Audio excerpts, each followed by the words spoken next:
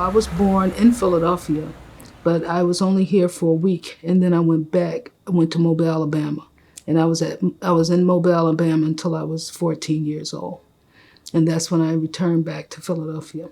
Coming back to Philly was difficult for me. It was horrible. I was not ready for the level of violence that I experienced. I was not ready for the level of aggression. Even in the language a lot of people used was very aggressive. By the time I was 14, I knew I was a lesbian. You know, I knew I was different. I didn't know how different I was in the world, but the world would soon let me know. My peers treated me different. I didn't have a lot of friends. I did have a lot of cousins that lived in Philadelphia on my father's side, but because I was gay, they treated me differently. So for me, my way to escape would go into Center City. I would go into Center City. It allowed me the ability to escape whatever I was dealing with. By taking a bus, it's almost like you step out of one world into another world.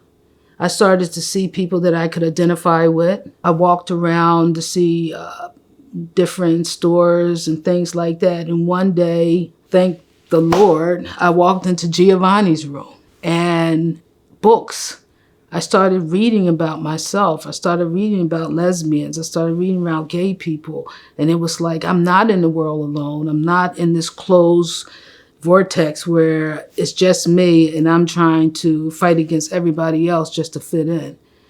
By catching a bus, it allowed me to see the world differently from where I was. I mean, it was literally like somebody turning a light on in a dark room. Across the street from the bus stop that was on Spruce, it was a rec center. And just so happened they was offering free art classes.